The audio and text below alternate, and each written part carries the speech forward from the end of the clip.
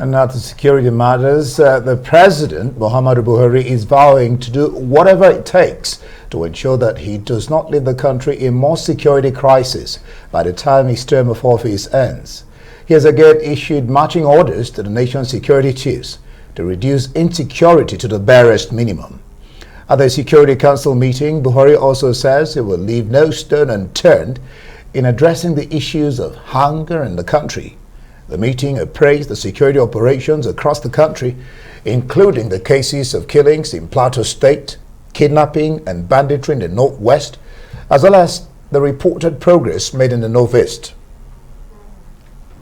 The President was briefed. The President is quite happy that there's been tremendous success, especially with the advent of the new service chiefs and the Inspector General of Police, and he's also made it very, very clear that he's not ready to exit government as a failure.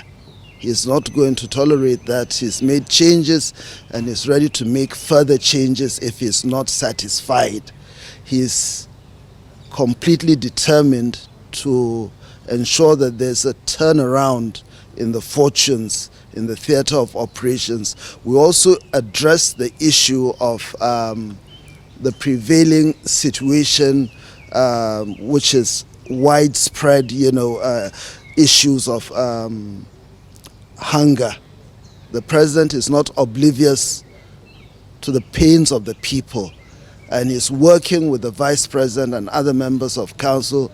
Is going to employ the relevant ministries, departments and agencies of government to address this issue. As far as it's concerned, it's also an emergency situation. The people should not be left to wallow in hunger and in despair. We also assure Mr. President that we will put more efforts, more sacrifice to ensure that crime and criminality is brought to the barest minimum. With strategies, changing strategies, improving on our assets, intelligence asset, and other assets to make sure that we are above and ahead of crime and criminality. Well, for more on this, Barrister Frank TIETIE, a legal practitioner, joins us now. Thank you so much for joining us on Newsnight. Thank you. Always my pleasure. It begs the question, where does the President derive the constitutional powers to do this? Does he have the constitutional powers to set up a committee to review over 300 grazing reserves in 25 states of the Federation? Oh, well, thank you very much. Let's just first of all make something clear. We're not very certain about those 25 states yet, whether there is any agreement between those state governors and the federal government for the federal government to have this kind of latitude to intervene in an area, in a federation, where it ought not to actually make legislation upon. In this case, a somewhat executive order. Considering the fact that we're talking about development of agriculture here, and which borders more on a private business, and considering a lot of conspiracy theories on this issue, to the extent that sadly they are becoming truer by the day, it makes it very worrisome. The President doesn't have such powers, even in terms of making laws. Executive orders are very likely to be abused. And this exacerbates the situation, creates a tension in a situation where we are faced with land grabbing tendencies by a section of the country that seems to have international connections across the entire West African sub-region, that seems to where Nigerians are having this somewhat sense of the foreboding sense that they are being invaded. And then this has underpinned the insecurity situation we have in our country, because all of these have come with banditry, kidnapping, a lot of that, all of them associated with it. So the President cannot be seen to be sectional and secretive and in such a clandestine manner that he has gone in setting up this committee to the extent of taking the entire country by surprise. thereby really overwhelming the polity, because while the Niger Deltas are just reeling from the the shock of the quick assent and the speedy implementation of the Petroleum Industry Act, before the country recovers from that, another one has come in. So I think that the president particularly, should reduce the tension that is created in the polity with all of these things that are hardly understood by the processes he is adopting. The tactical committee of this this particular review committee that he has set up is to collate from states and confirm the status of all grazing reserves, assess the percentage of available land, and then those with existing encroachment complications for what he calls, and this is why it is interesting, case-by-case resolution with the state governments and the FCT. The president cannot be talking about available lands when the issue of land, the constitutional issue of land, has to start and stop with the governors. The president cannot be talking about that. The president cannot be talking about available land when there are widespread condemnation of open grazing to the extent that we have existing state legislations and more are coming, and where we have palpable insecurity situations that are linked with open grazing. The president can't be talking about available land for who? To promote a private business by a section of the country.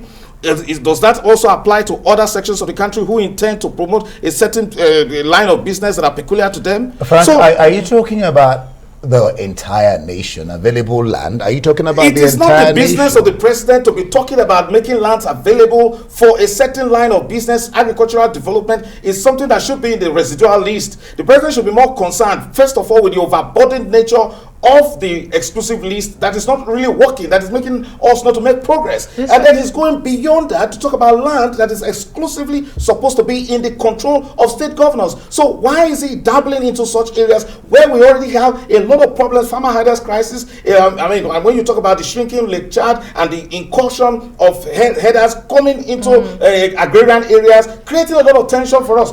We have had a fair share of insecurity in this country, and it's the responsibility of the president to douse this tension and not increasing them. And I think that the way and manner he has gone about it, not consulting those stakeholders, not carrying the entire polity along, but having meetings held by committees that were set up secretly, holding meetings as far back as earlier as April and May, shows that there is not a good intention for the security of our country. This is worrisome because it's going to be resisted, and we should douse this tension in our country. Mr. TIETIE, when you say committees constituted in secrecy, is there any committee that is constituted in the open? Or yes, of course. But let me ask you, that's not my question though. It does seem like a recipe for head-on collusion between the federal government and the state government. What do you see playing out here? I think the presidency and this president is being misadvised, and he's taking too much to chew. It's taking too much, biting too much that he can chew, and it's not in our interest as a country. Definitely, there is some sense of wisdom in allowing governors to superintend over land administration in this country.